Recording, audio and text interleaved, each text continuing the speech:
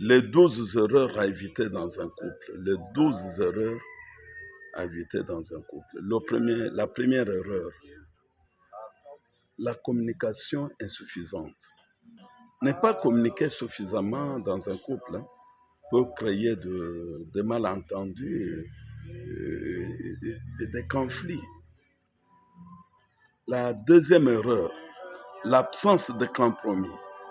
Ne pas être disposé à faire des compromis peut causer des conflits et des tensions.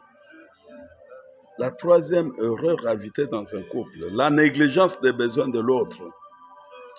Ne pas prendre en compte les besoins et les sentiments de son partenaire peut causer des problèmes relationnels. Et quatrième erreur à éviter dans un couple, les critiques constantes. Critiquer constamment son partenaire peut causer de l'anxiété et un manque d'estime de soi. La cinquième erreur à éviter, l'incapacité à pardonner. Ne pas être disposé à pardonner peut créer des rancœurs et des tensions persistantes. Et la sixième erreur à éviter dans un couple, la négligence des actes émotionnels de la relation. Ne pas prêter attention aux aspects émotionnels de la relation peut causer de la distance et de l'aliénation.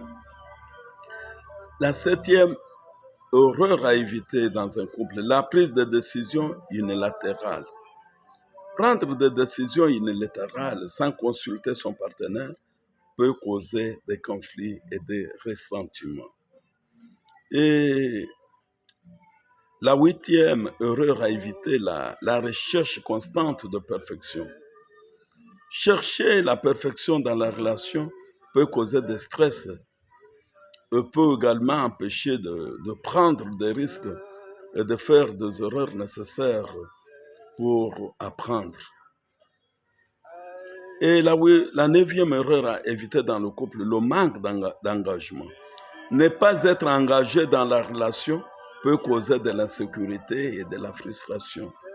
Dixième erreur à éviter dans un couple. Dixième erreur, la comparaison avec d'autres couples. Comparer sa relation avec des autres couples peut causer de l'envie, de la jalousie et de l'insécurité. Et onzième erreur à éviter, l'absence de romance.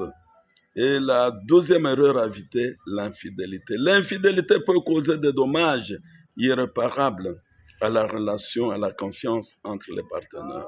Cherchez l'aide de Dieu pour devenir l'un des éléments ci-dessus. Vous ne pouvez pas le faire tout seul. Une bonne femme construit sa propre maison. Merci. Et pour éviter ces erreurs, récitez le psaume 15 et le psaume 122 matin, soir, pendant 7 jours, en intégrant mon groupe WhatsApp de neuvaine de prière pour la prière de délivrance à distance. Vous pouvez nous apporter aussi votre contribution. Merci.